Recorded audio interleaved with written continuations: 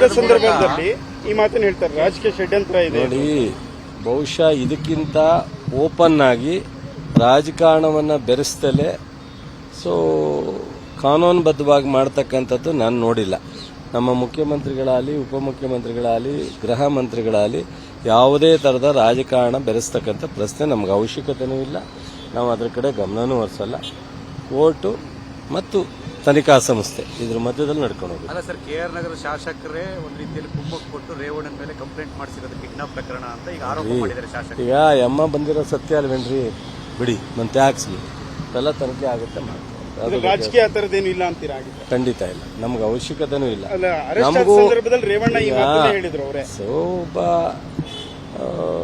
ಅವರು ಅಕ್ಯೂಸ್ ಆಗಿ ಅರೆಸ್ಟ್ ಮಾಡಿ ಅವ್ರು ಪ್ರೊಡ್ಯೂಸ್ ಮಾಡಿದಾಗ ಒಬ್ಬ ಮಾಜಿ ಪ್ರಧಾನಿಯವ್ರ ಮಗ, ಮಾಜಿ ಮುಖ್ಯಮಂತ್ರಿ ಸೋದರ, ಅವರು ಮಾಜಿ ಮಂತ್ರಿಗಳು, ಸಹಜವಾಗಿ ಅವರಿಗೆ ನೋವಾಗಿರುತ್ತೆ, ಹೇಳಿದ್ದಾರೆ. ನಮಗೂ ಇದೇನು ಖುಷಿ ಕೊಡುವಂಥ ವಿಚಾರ ಅಲ್ಲ, ನಮಗೂ ಬೇಸರ ಇದೆ. ಬಟ್ ಆದರೆ ಅದು ಪ್ರಕ್ರಿಯೆ, ಯಾರೇ ತಪ್ಪು ಮಾಡಿದ್ರು ಕಾನೂನು ಜರುಗಿಸಲೇಬೇಕಾಗತ್ತೆ. ನಾವೇ ಅಲ್ಲ, ಅವ್ರ ಸ್ವಂತ ಮನೆಯವರೇ ಮುಖ್ಯಮಂತ್ರಿ ಆಗಿದ್ರು ಇದು ಅನಿವಾರ್ಯ ಕಾನೂನು. ಅದರಿಂದ ಇದ್ರ ಬಗ್ಗೆ ಹೆಚ್ಚು ಪ್ರಸ್ತಾಪ ಮಾಡೋದಕ್ಕಿಂತ ಕಾನೂನು ಮುಂದಿನ ಇದನ್ನ ಗಮನಿಸ್ಕೊತದೆ.